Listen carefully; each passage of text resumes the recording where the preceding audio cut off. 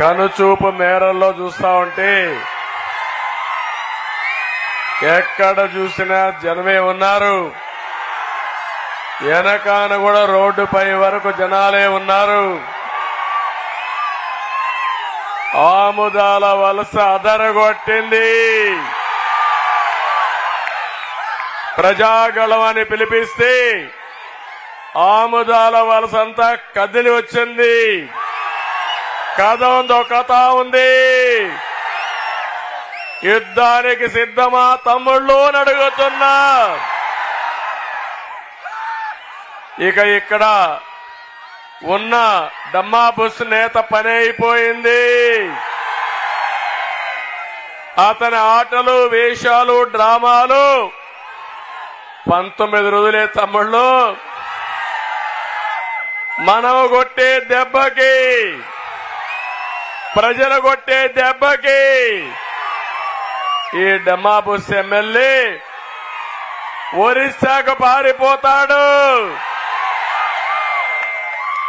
అయినా కూడా పారిపోయినా పట్టుకొస్తా. అతని పాపాలు, తప్పులు, నేరాలు అతన్ని వదిలిపెట్టవు, వెంటాడతాయి. ఏం తమిళ్లో ప్రజా కోర్టులో శిక్షించాలనా లేదా అని అడుగుతున్నా. 1 కాదు 2 కాదు, ఇలాంటి వాడు స్పీకర్కి అర్హుడా తమిళ్లో?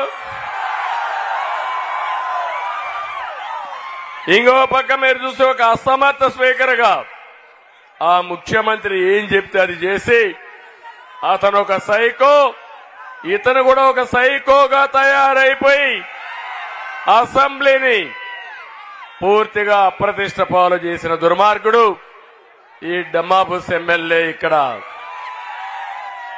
నేనెప్పుడూ వినలేదు ఈ రాష్ట్రంలో. ఇప్పటికి నేను మీరందరూ చూస్తే 40 ఏళ్లుగా ఎమ్మెల్యేగా ఉన్నాను. మళ్లీ ఈసారి అయితే 45 సంవత్సరాలు ఎమ్మెల్యేగా ఉంటాను. ఈ రాష్ట్రంలో 14 ఏళ్లు ముఖ్యమంత్రిగా ఉన్నాను. 15 ఏళ్లు ప్రతిపక్ష నాయకుడిగా ఉన్నాను. కానీ ఇలాంటి పనికి మాలిన దద్దమని నా జీవితంలో ఎప్పుడూ చూడలేదు. గౌరవం లేని వ్యక్తి, పూర్తిగా అవినీతి పరుడు. తమలో నేను అడుగుతున్నా, ఆముదాల వలసని ఊట్ చేశాడా లేదా ఈ తమ్మినేని? చేశాడంటే గట్టిగా చెప్పండి, కూడా చెప్పండి అవునని. కడాని ఏ పని జరగాలన్నా ఆయన ఇంట్లో వాళ్ళకు కూడా బంగారు కానుకలు సమర్పిస్తేనే ఆ ఇంట్లో దేవతలు కనికరిస్తాయి.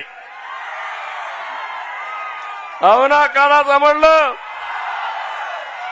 ఇంకో పక్క ఇతను అవినీతితో ఈరోజు చూస్తే నాగావళి, వంశధార నదుల ఇసుక. ఏం తమ్ముళ్ళు, ఆ ఇసుక ఎక్కడికి పోతా ఉంది? మీ ఊర్లో ఇసుక దొరుకుతా ఉందా అని అడుగుతున్నా. మీ ఊరి ఇసుక విశాఖపట్నానికి వెళ్తా ఉంది, అవునా కాదా? ఈ ఇసుక దొంగ ఎవరు? ఎవరు?